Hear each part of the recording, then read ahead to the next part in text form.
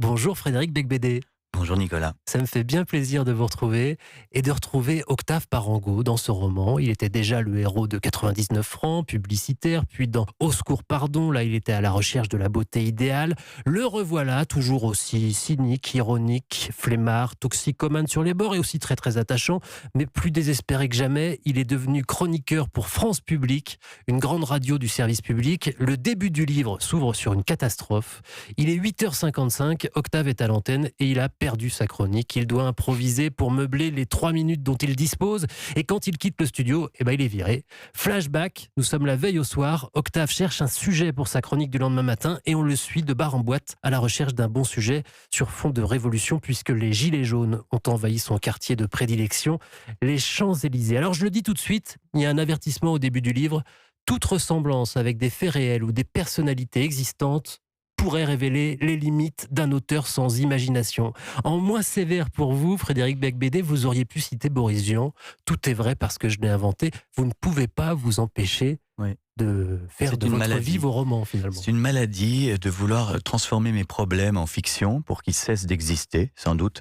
Et je pars toujours d'une anecdote, d'une mésaventure personnelle qui m'arrive, et puis j'essaie d'en faire soit une satire, soit une autopsie.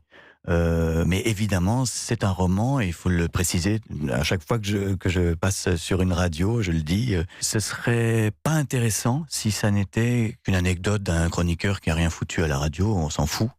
Mais ça m'a paru, là pour le coup, enrichissant d'essayer d'en profiter pour analyser ce qui ne va pas dans notre société. C'est plus transparent chez vous, mais tous les auteurs font ça. Ils s'inspirent forcément de leur vie. De quoi d'autre, sinon? Oui, je pense. Et ce qui est intéressant aussi, c'est d'avoir plusieurs personnages, qui permet de donner plusieurs points de vue sur un même événement.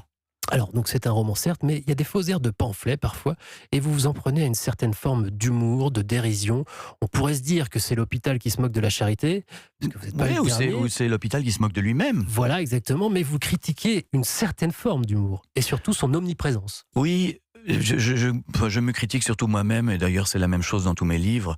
Les gens vont dire que je suis un narcisse, mais je suis un narcisse qui s'autoflagelle, si on veut. Et oui, j'ai passé ma vie dans le sarcasme, dans le rire sardonique, ça me paraît une liberté, et j'adore ça. J'ai toujours été ironique.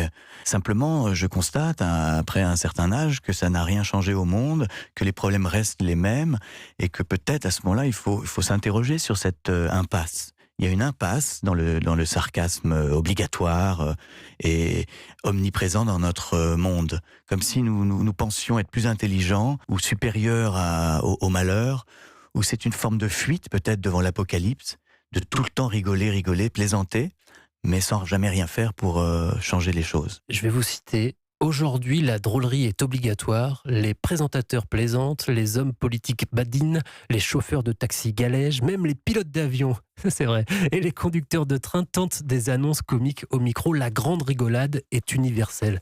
Ça pourrait être une bonne nouvelle quand même, puisque le danger, c'est quand même l'esprit de sérieux et que tout le monde se prenne au sérieux tout le temps. Bien sûr, mais c'est pour ça, c'est le grand argument en faveur du rire permanent, c'est de dire ne te prends pas au sérieux, j'ai entendu ça toute ma vie.